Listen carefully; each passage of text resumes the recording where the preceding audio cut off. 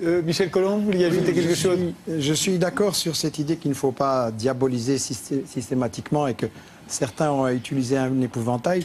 J'aimerais me justifier puisque j'ai été accusé sur 2 points. 1, de voir des complots partout et 2, de ne pas voir que cette merveilleuse guerre était parfaitement légale. Le premier point, je voudrais quand même remarquer qu'on a eu beaucoup de rapports et de confidences indiquant que les services secrets français, britanniques et des États-Unis étaient à l'œuvre sur le terrain au moins 6 mois avant cette révolte spontanée et que des armes ont été fournies et qu'au 2e jour des manifestations, on attaque les prisons et les commissariats et on libère des fanatiques, des terroristes et des mafieux à l'arme lourde, avec des armes anti-chars. Je n'ai pas vu ça à Tunis, je n'ai pas vu ça au Caire. Et donc je pense qu'il faut aller plus profondément. Et sur cette question de théorie du complot, j'aimerais citer quelqu'un qui n'est pas un pacifiste exalté, mais qui est le général Wesley Clark, l'homme qui a dirigé les bombardements sur la Yougoslavie. Et à sa retraite, il va faire un tour au Pentagone. On est là en novembre 2001. Les États-Unis sont en train d'attaquer l'Afghanistan et il va bavarder avec un général avec qui il a travaillé. Et le général lui dit, si vous le permettez, j'ai ici une note venue d'en haut, donc du ministre de la Guerre Rumsfeld, qui décrit comment nous allons prendre 7 pays. L'Irak, la Syrie, le Liban, la Libye, la Somalie, le Soudan et pour finir l'Iran. On est fin 2001. Alors il faut réfléchir que ces guerres ne sont pas décidées au dernier moment parce qu'il y a quelques manifestants qui se font tuer, pas du tout dans les proportions qu'on a racontées. On a parlé de bombardements sur la population, mais tous les rapports d'Amnesty, Human Rights Watch, etc. disent que c'est un bobard. Churchill disait la première victime de la guerre, c'est la vérité. Et on a commencé la guerre contre l'Irak avec les armes de destruction massive, l'alliance avec Al-Qaïda, et puis après on s'est aperçu qu'on avait complètement manipulé l'opinion. Et le deuxième point, cette guerre soi-disant légale et merveilleuse, je voudrais rappeler que disait exactement la résolution 1973 que vous citiez. Elle disait « Cessez-le-feu, embargo sur les armes, zone d'exclusion aérienne et interdiction d'intervenir au sol ». Parce que le prétexte de départ, c'était de protéger les populations civiles. Entre parenthèses, on a fait exactement le contraire. On a attaqué pendant 6 mois, on a livré des armes à un camp, on a utilisé l'espace aérien pour ce camp et on a déployé des agents occidentaux sur le terrain. Donc il faut voir qu'en fait, on s'est fait avoir dans cette chose-là et il faut voir à qui profite le crime, quels étaient les intérêts derrière. Il y avait un plan de toute l'Union africaine, il y avait aussi toute l'Amérique latine qui avait fait un plan de cessez-le-feu et de paix accepté par Kadhafi, qui prévoyait un cessez-le-feu, des élections, une nouvelle constitution, un contrôle international. C'était quand même la meilleure manière d'arrêter les massacres. Qui l'a refusé? L'OTAN et les insurgés. Parce qu'il n'était même pas sûr, à mon avis, vu que Kadhafi avait un soutien beaucoup plus grand que ce qu'on dit, il n'était même pas sûr de l'emporter. Les insurgés, c'est une minorité finalement. Revenons, si vous voulez bien, moi vous vouliez ajouter quelque chose, mais revenons à la situation d'aujourd'hui, en particulier, élargissons-la à la Tunisie, mais je crois que Bessara voulait intervenir. Moi, je trouve particulièrement intéressant cette question de composer avec les ambivalences et les contradictions, parce qu'on a toujours tendance à vouloir que les choses soient homogènes, c'est beaucoup plus simple à gérer. Mais il va peut-être falloir faire avec une identité musulmane et une identité laïque. Et l'ambivalence, c'est de tous les conflits, de tous les phénomènes, et peut-être qu'il faut apprendre à l'accepter et à dire « et » plutôt que « ou ». Et puis Abdel Jalil lui-même d'ailleurs est pris dans ses propres contradictions parce qu'aujourd'hui, donc il instaure la charia, dont vous avez très justement... C'est le président du CNT. Voilà, du Conseil national de transition. À un autre moment, il a dit qu'il envisageait un État non religieux. Bon, c'est peut-être aussi des stratégies politiques. Oui, moi je suis assez d'accord. Mais si vous voulez, on le voit bien aujourd'hui. Tous les partis politiques, par exemple en Tunisie, j'ai regardé les programmes, disent on est pour la séparation du religieux et du politique. Et ils sont tous contre pour la réforme de l'article 1 de référence à l'islam comme religion de l'État. Donc ça veut dire que la conception même de la séparation aujourd'hui fait quasiment unanimité. On ne veut pas une confusion entre le religieux et le politique. Et pourtant, on se sent musulman et on veut que cette référence à l'islamité soit constitutionnelle. Et je veux dire que de ce point de vue-là, le sociologue, le scientifique, le chercheur doit non pas dire il faut la laïcité, il faut le sécularisme, ou c'est que des islamistes qui veulent le califat. Il faut qu'ils comprennent comment les acteurs eux-mêmes interprètent cette ambivalence ambivalence qui, pour eux, n'est pas une ambivalence. Se sentir aujourd'hui dans un État moderne, séculariste, comme la Tunisie par exemple, qui reconnaît effectivement aucune femme tunisienne, même voilée, ne veut remettre en cause la pension alimentaire, parce que c'est le seul pays où vous allez en prison si vous ne la payez pas. Ce qui est une bonne chose d'ailleurs, parce qu'en France, on ne va pas en prison quand on ne paye pas. Mais toutes les femmes, même voilées, sont d'accord pour que leur mari aille en prison quand elles ne payent pas la pension alimentaire. Quand ils ne payent pas la pension alimentaire. Mais en même temps, ils peuvent voter pour le parti islamiste. Et nous sommes en face de ces zones d'ambivalence qu'il faut pouvoir interpréter et décoder et non pas imposer des lectures normatives, je dirais, et qui sont, à mon avis, qui ne nous permettent pas de comprendre ce type d'évolution démocratique nécessairement ambivalente et ambiguë. J'ai un professeur du Collège de France qui tend le doigt Monsieur, pour vous mais... sembliez chagrin que beaucoup ici soient contre vous. Il y en a au moins un qui vous approuve à 100%. Et ce que j'apprécie le plus dans votre propos, c'est une dédiabolisation de M. Kadhafi. On l'a diabolisé, et contrairement à ce qui a été dit tout à l'heure, il n'est pas vrai qu'il ait eu que la révolution qui ne songeait qu'à l'éliminer ait eu un appui général. Comment expliqueriez-vous si c'était vrai? Non seulement cet homme a fait d'innombrables réformes qui a donné de quoi manger à des gens pauvres, non seulement il a, du fait de la structure tribale, favorisé pas seulement sa tribu de Sirte, mais bien d'autres, mais comment expliqueriez-vous s'il était vrai, comme la presse le dit, et comme je regrette de voir que vous le rééditez et le glosez ou le singez, comment expliqueriez-vous cette chose que l'on dit en diabolisant horriblement ce malheureux Kadhafi, comment expliqueriez-vous que la résistance ait été, des Kadhafis j'entends, tellement longue, qu'il y ait eu une guerre civile tellement interminable? Les gens qui se sont battus, vous pensez que c'est par désir de se faire trucider, ils se sont battus parce que Kadhafi avait de sérieux appuis dans son pays. Exactement. Ça paraît aussi simple que ça.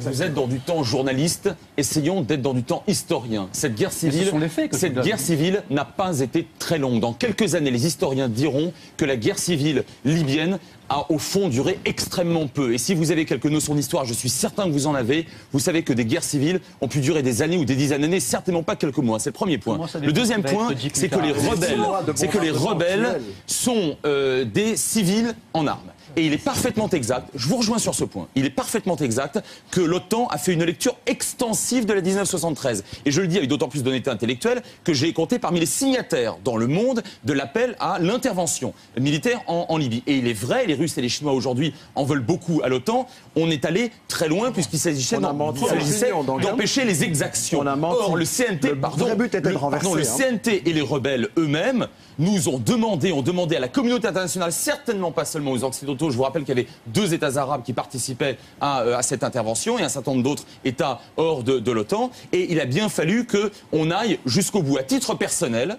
je regrette notamment la manière dont le CNT a mis fin au jour de Kadhafi. Il aurait mieux valu le juger, je veux dire, que le peuple libyen lui-même le juge s'il en avait la volonté, et éventuellement qu'il aille auprès de la justice internationale. Mais ce qui est certain, c'est que des civils à qui on donne des vieilles armes ne peuvent pas, eux seuls, bien évidemment en l'espace de quelques semaines et peut-être même pas en l'espace de quelques mois, abattre un régime qui disposait de soutien populaire, je ne sais pas, de chars d'assaut et d'avions, ça c'est absolument certain. Et c'est la raison pour laquelle, en réalité, sauf les tribus avec lesquelles Kadhafi avait été extrêmement clientéliste, et puis évidemment la sienne, et certainement pas majoritaire, c'est pour ça qu'il a pu tenir pendant quelques semaines, et encore peut-être pendant 3-4 mois. On ne peut pas appeler ça une guerre civile extrêmement longue. Maintenant, pour ce qui est de l'islamisme, je crois qu'il ne faut pas en faire un bloc monolithique. On a aujourd'hui une évolution au sein du monde arabe, dans le cadre du printemps arabe, vers l'AKP turc. C'est-à-dire qu'aujourd'hui, la Turquie, l'AKP au pouvoir, montre qu'on peut à la fois respecter pour l'essentiel les acquis démocratiques, je suis le premier à le dire, et en même temps avoir une espèce de tenir une espèce de conservatisme avec des référents, effectivement, qui sont plutôt, allez, on va les appeler islamo-conservateurs. Il y a tout de même quelque chose qui m'inquiète énormément, moi qui étais favorable à l'intervention, encore une fois, militaire pour faire tomber ce dictateur parfaitement abject qui a été Kadhafi pendant 42 ans. C'est qu'aujourd'hui, et en Tunisie, les acquis notamment pour les femmes, qui ont été ceux de Bourguiba et de Ben Ali pendant des décennies, ne doivent pas. Mais c'est vrai qu'il a récupéré Bourguiba. C'est vrai, mais il les a maintenus, ces acquis. Et notamment vis-à-vis des femmes, c'est un peu tout de même 50% de la population. Ces acquis ne doivent pas, me semble-t-il, être remis en cause. Et en même temps, qui suis-je pour le dire, hein, on ne dissout pas le peuple, vous connaissez la célèbre formule, et par conséquent, les Tunisiens qui ont fait leur propre révolution, les Égyptiens qui ont fait la leur, à moins bien sûr que l'OTAN ait finalement tout décidé de l'extérieur l'intérieur et d'en dessous, eh bien, ce seront à eux de choisir leur gouvernement. Et je crois effectivement qu'on va assister à une forme de coalition, j'espère qu'elle sera démocratique, entre des partis islamo-conservateurs, j'espère qu'ils seront plus conservateurs qu'islamistes, radicaux, et une partie de la classe politique qui est à se construire et qui est effectivement globalement plutôt laïque, pas au sens laïciste où la République française l'entend, parce que nous sommes un peu une exception, je le regrette, mais c'est comme ça, mais au sens conservateur du terme. Anne-Elisabeth Moutet. Je voudrais rappeler en exergue que, par exemple, la Grande-Bretagne a une religion établie dont le chef est le monarque. Et que ça n'empêche pas d'être une démocratie. Donc effectivement, l'idée qu'on peut parfaitement concilier l'article 1 de la Constitution tunisienne et puis une démocratie. Je pense qu'il y a tout de même j'ai une certaine inquiétude parce que la lecture de l'islam dans les mouvements populaires est à la fois minoritaire et extrémiste. C'est-à-dire que prenons le parti Ennahda en Tunisie, et je ne dis pas que ce parti en lui-même est complètement extrémiste. J'ai entendu une interview de son leader qu'on a vu voter tout à l'heure, et c'était quelqu'un d'assez raisonnable, modéré, et avec une certaine philosophie. Pour ce que j'en ai vu, et je suis relativement ignorante de ça. Mais ils n'ont que 30% des voix. Alors la question, c'est s'ils deviennent l'arbitre parce qu'ils ont 30% des voix, il y a un danger qui est absolument évident. Parce que ce qu'on voit absolument partout... Ça arrive dans des tas de démocraties. C'est arrivé en Allemagne dans les années 30. Ils sont passés avec aussi 30% des voix. Donc ça peut aller dans les deux sens.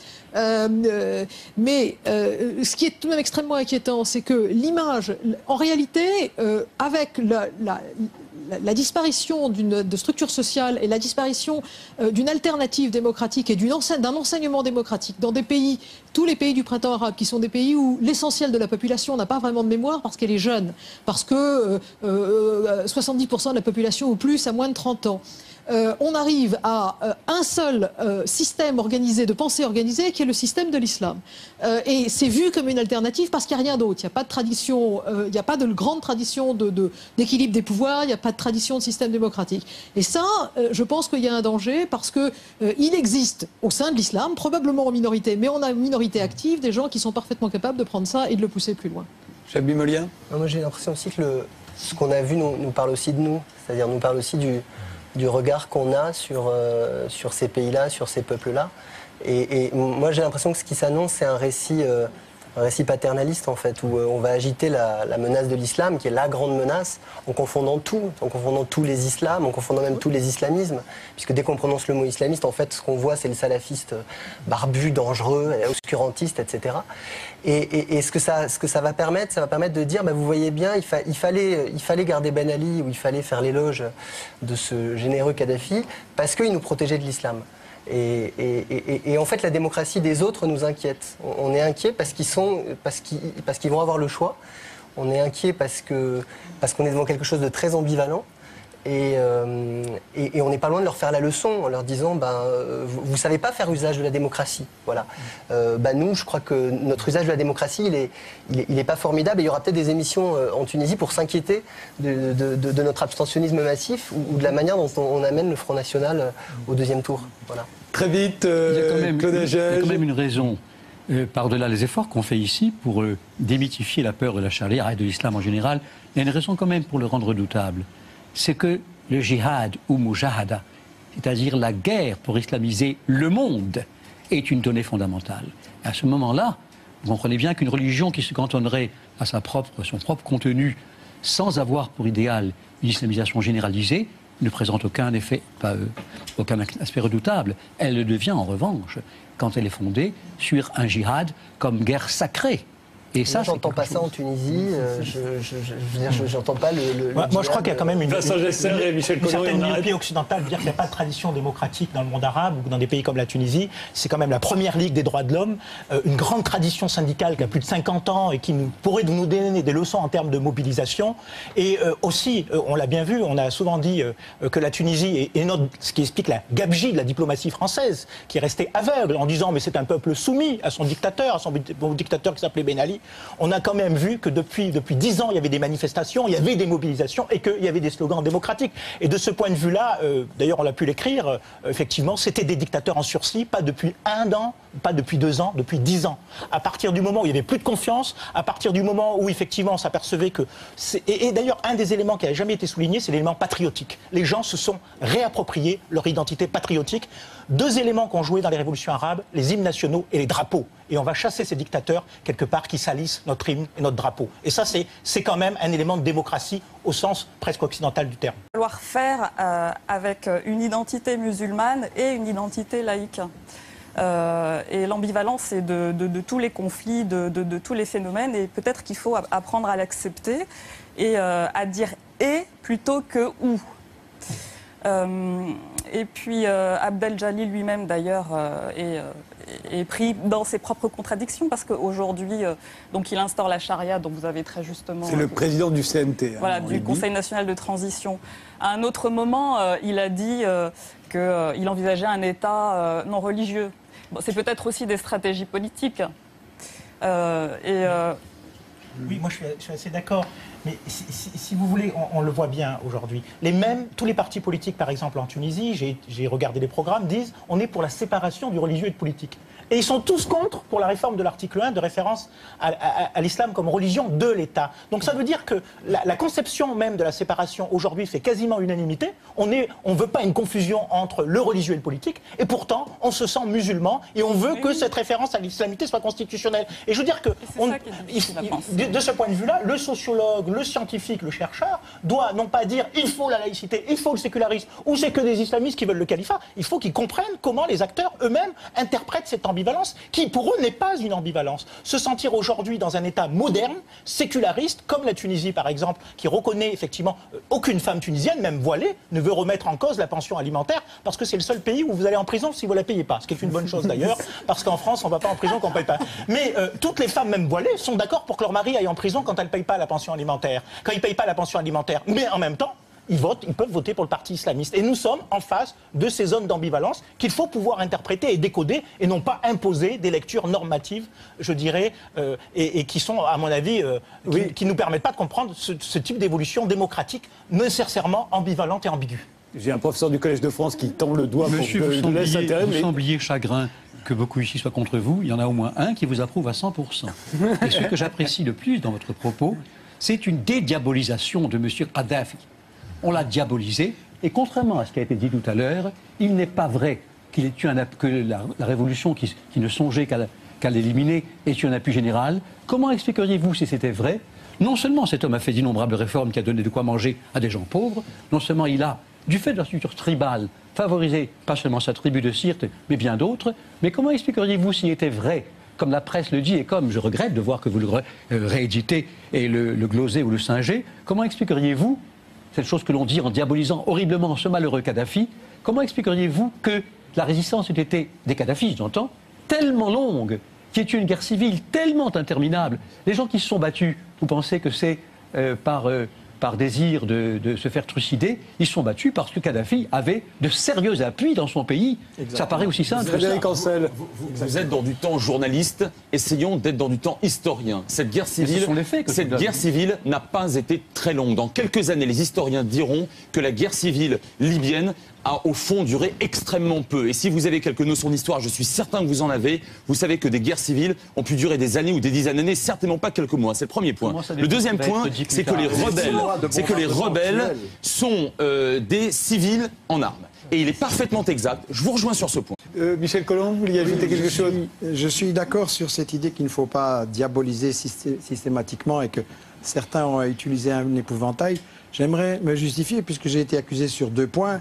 1, de voir des complots partout et 2, de ne pas voir que cette merveilleuse guerre était parfaitement légale.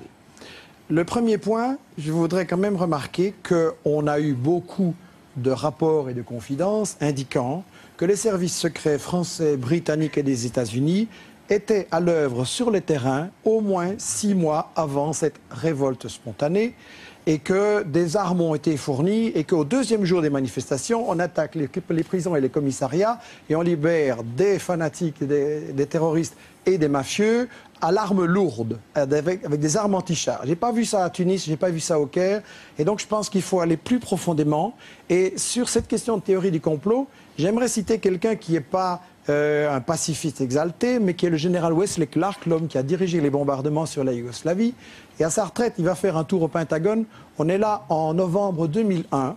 les États-Unis sont en train d'attaquer l'Afghanistan et il va bavarder avec un général avec qui il a travaillé. Et le général lui dit, si vous le permettez, j'ai ici une note venue d'en haut, donc du ministre de la Guerre Rumsfeld, qui décrit comment nous allons prendre 7 pays. L'Irak, la Syrie, le Liban, la Libye, la Somalie, le Soudan et pour finir l'Iran. On est fin 2001. Alors il faut réfléchir que ces guerres ne sont pas décidées au dernier moment parce qu'il y a quelques manifestants qui se font tuer, pas du tout dans les proportions qu'on a racontées. On a parlé de bombardements sur la population, mais tous les rapports d'Amnesty... Il est parfaitement exact que l'OTAN a fait une lecture extensive de la 1973. Et je le dis avec d'autant plus d'honnêteté intellectuelle que j'ai compté parmi les signataires dans le monde de l'appel à l'intervention militaire en Libye. Et il est vrai, les Russes et les Chinois aujourd'hui en veulent beaucoup à l'OTAN. On est allé très loin puisqu'il s'agissait d'empêcher les exactions. Or, le CNT, le CNT et les rebelles eux-mêmes nous ont demandé à la communauté internationale, certainement pas seulement aux Occidentaux, je vous rappelle qu'il y avait 2 États arabes qui participaient à cette intervention et un certain nombre d'autres États hors de l'OTAN, et il a bien fallu qu'on aille jusqu'au bout. À titre personnel, je regrette notamment la manière dont le CNT a mis fin au jour de Kadhafi. Il aurait mieux valu le juger, je veux dire, que le peuple libyen lui-même le juge s'il en avait la volonté, et éventuellement qu'il aille auprès de la justice internationale. Mais ce qui est certain, c'est que des civils à qui on donne des vieilles armes ne peuvent pas, eux seuls, bien évidemment en l'espace de quelques semaines et peut-être même pas en l'espace de quelques mois,